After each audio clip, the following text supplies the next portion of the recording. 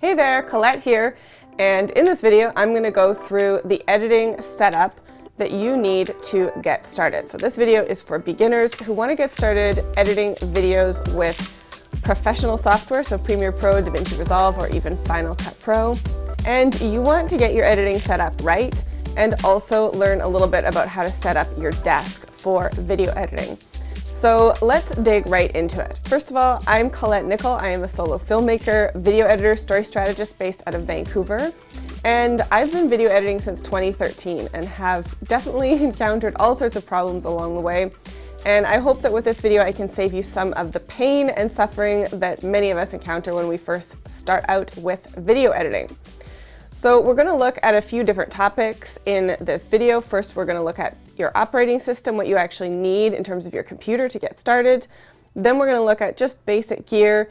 And finally, we're going to look at some desk setup tips. Now, don't forget that if you like this video, definitely subscribe to get more videos like this that are going to be about filmmaking and video creation, creativity, storytelling, and also some tips on how to achieve your most important creative goals and dreams. All right, so let's talk about what you actually need in terms of your computer to get started right away using professional editing software. So it's not that stringent. You don't need to have a supercomputer or a really fancy computer to get started, but at a bare minimum, you're going to need an operating system that will allow the program to function. If you're using a regular PC that runs Windows, you need Windows 10 or higher.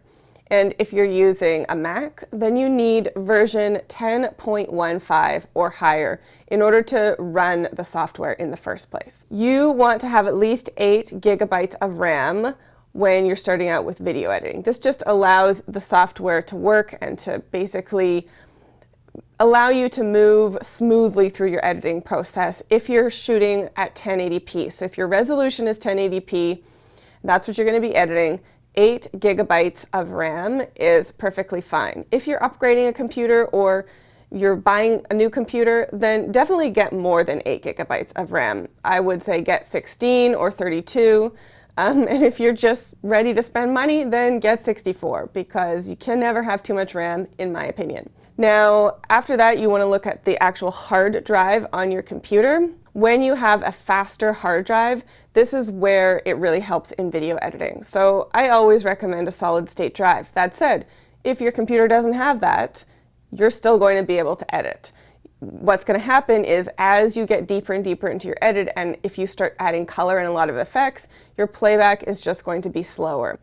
So keep that in mind. If you're upgrading your hard drive or buying a new computer, get a solid state drive, and I recommend 1 terabyte as a minimum. That said, again, if you have a computer that already has 8 gigabytes RAM and it has a decent hard drive, like your computer's 2, 3, 4 years old, you're probably going to be fine.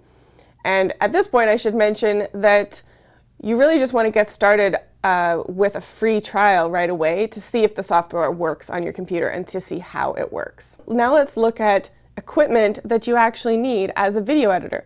Some of this might seem obvious, but some of it might not be, especially when you're starting out. So thing number one is you want to have a decent pair of headphones. They don't have to be super fancy, but when you are editing your audio, you want to hear if there's any crazy noises, any like mouth smacks or weird saliva sounds, or is there a crow in the background that's having a fiesta of their life, right? You want to be able to hear that stuff, and you have to remember that a lot of people are listening to your videos with headphones, so you want your final edit to meet the headphone test. You want decent headphones. These ones are Audio-Technica ATH-M50X. They're quite good headphones, but you don't need something this nice to get started with. Just, even if you just start with headphones that are like, I don't know, you spend $50 on them or something. Next thing is, whether you're editing with a desktop or whether you're editing with a laptop, you need to have an external keyboard.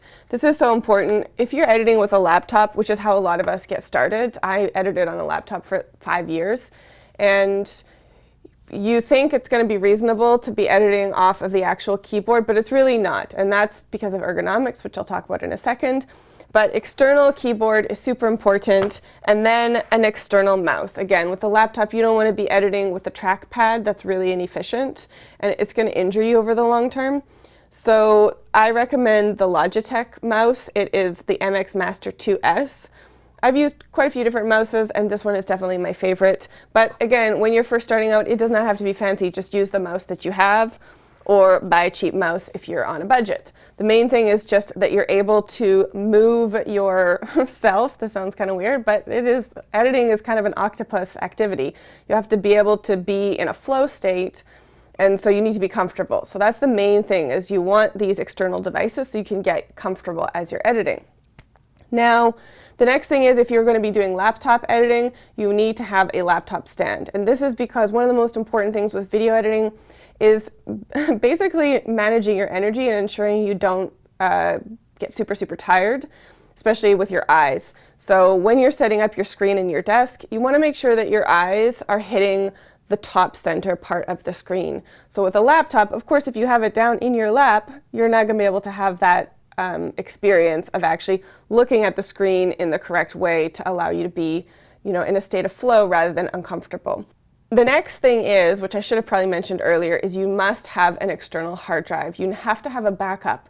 Especially if you're doing something really important, you'll actually want 3 copies of it.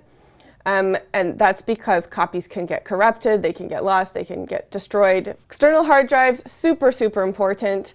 Do not get the cheap, budget, crappy external hard drives. There's only 2 brands that I recommend for video editors in terms of backups, and that is Lacy and G Drive. As you can see, just looking at my setup over here, I have 2 of these big G Drive external hard drives, and that is for my archive. So you don't need your archive to be portable. So if you are trying to save money, then getting hard drives that are not portable, where you actually have to plug them into the wall and turn the switch on, those are great because they give you a lot of storage. So I have one that's 4 terabytes and one that's 8 terabytes.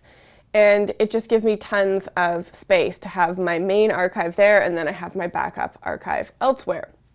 You don't need all of that when you're getting started. You just need your computer and 1 external hard drive for all of your backups.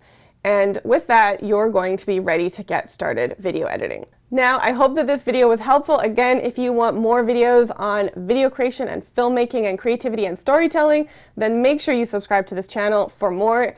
And also head over to my website, storyenvelope.com, where there are a lot more free resources to help you along your filmmaking journey. Thank you so much for watching this video, and I will see you in the next one.